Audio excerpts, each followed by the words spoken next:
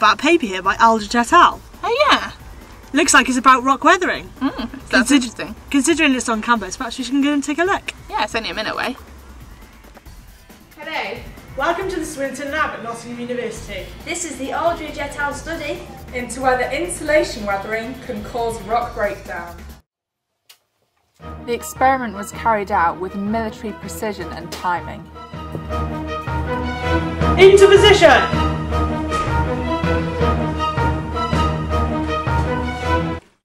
The temperature of the rocks were recorded every morning at 9 o'clock and noted down. The rocks were then taken from the fridge and left for 5 minutes at room temperature. The rocks were then placed under the lamp from 9 to 5.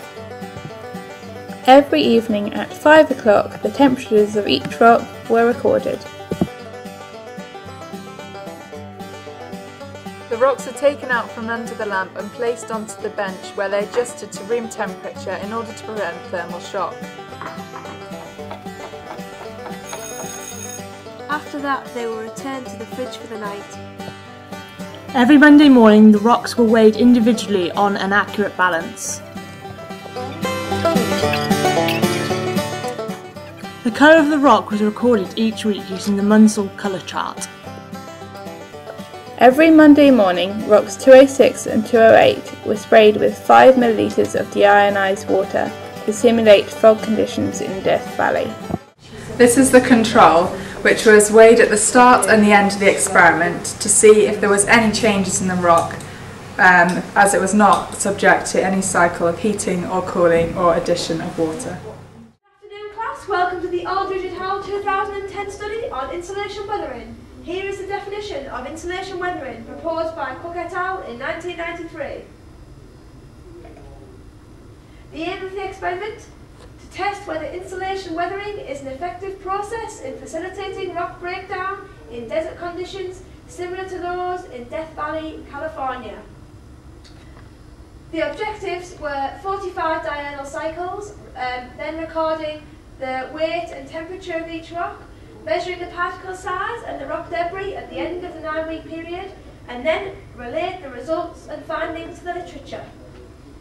Here is the temperature changes for the first period,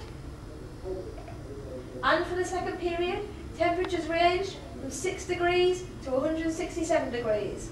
These graphs show walk study in Death Valley, and temperatures did not reach as high as the Aldridge et al. Study, as these graphs are measuring air temperature, whereas Aldridge et al. Was measuring rock temperature. This graph demonstrates the loss of weight in the rocks over the weeks, and as you can see, all rocks lost weight. Interestingly enough, the control lost more weight than rock 206, which had moisture applied to it as well. The particle size for the dry rock shows a lot of small particles. The majority of debris ranged from 50 to 700 micrometers. Whereas on the other hand, rock 206 with added moisture lost bigger particles. The majority of debris ranged from 50 to 1,000 micrometers. It could be argued from the overall decline in the weight of the rock and the fact that some small grains broke off that some weathering processes occurred, however maybe not insulation, as no rock splitting occurred, which characterises the insulation process. So therefore, the lab experiment did not produce the characteristic signs of insulation weathering. However, if it had, these are some of the results that would have occurred. Next time, it may be possible to concentrate the lamp on either side of the rock, one side on the morning, one side on the afternoon, and see if insulation weathering occurs that way. Right, as you're all experts in the Aldridge et al. Study, does anyone have any direct observations, questions, comments, limitations of the study even?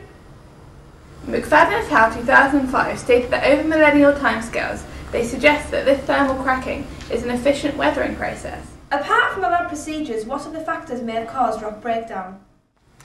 The Moores et al. 2008 study stated that some rocks would initially possess only slightly damaged surfaces on which shallow microcracks would dominate, but other rocks with heavily damaged surfaces would lead to deeper microcracking. Therefore, the initial state of the rock will determine the degree to which the cracks grow. So seeing as though in the Aldridge et al. Study there were only very small cracking observed, it could be argued that the heating and cooling cycle could be rendered insufficient in causing rock breakdown, and that the past history of the rock is more important. The rocks may have been previously affected by mechanical damage, and hence microcracks may have been inherited from its geological past. The two rocks from the study were applied with moisture, experienced different levels of breakdown under the same conditions. Perhaps this could have been a factor that we could not control.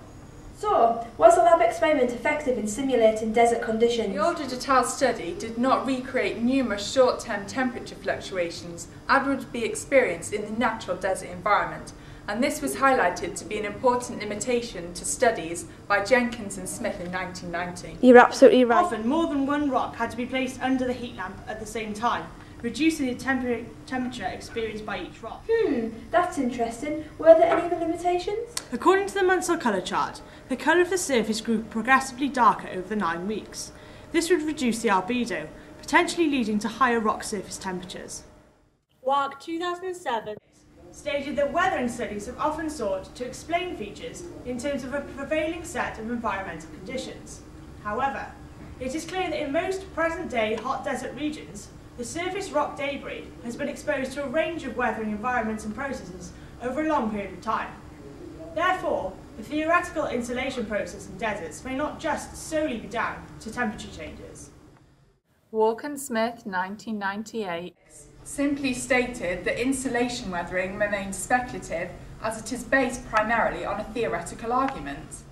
So how can it be possible to determine if insulation weathering causes rock breakdown in deserts? I think we should head off to see what it's like in a real desert environment.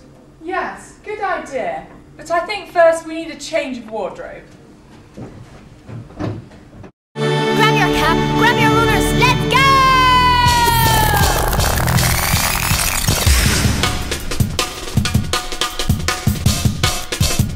Off to Israel, here we go. Hi, I just got to the desert and it's really hot here. I'm going to go now and see if insulation weathering really affects rock breakdown. So what are the environmental conditions like in the desert, Gemma? Today the weather is slightly cloudy, so the sun is not constantly beating down on the rocks every second of the day. What's the topography like? The topography of the area can be seen to provide shaded areas and microclimates, with different conditions in different localities. There is clear evidence of biological weathering in deserts, which may be another factor influencing rock breakdown. What about salt weathering? This location is not far from the sea and also the Dead Sea, which may provide a source of salts. Also, the desert has many natural salts in it, which may facilitate rock breakdown. In the study, the rocks were just placed in a crucible. However, in natural conditions, the rocks might be partially embedded in the desert surface or surrounded by other rock debris. This could inhibit or enhance the effect of heating and cooling process on the rock, as a steeper temperature gradient could be produced between the exposed surface and the covered surface. In the study, 5 millilitres of simulated fog was applied once a week. However, now I'm here in the desert, I can see there are wadis with ephemeral rivers in them. This may provide a source of water. There's also rainfall occasionally. Also, fog would not just be applied once a week. Fog would be applied continuously throughout an extended time period. Humans also have an effect on the environment in the desert. As I can see buildings from where I'm sitting. I can also see a big road. However, there's one main problem with doing an experiment in the desert. You can't manipulate the experiment. You can't manipulate the natural conditions sufficiently enough. So I think it's back to them to assess the results and see if insulation weathering is really capable of producing rock weathering or breakdown. We don't believe that lab experiments can determine whether insulation weathering is effective. Neither the Aldridge et al. Experiment nor any study in the literature has yet categorically shown that insulation weathering exists as a process in isolation. If insulation can be effective, it's likely to occur over millennia timescales, which cannot be replicated under lab conditions. We agree with literature that shows thermally produced cracks can occur, but in the desert most likely only in conjunction with other processes or increased levels of moisture or salts.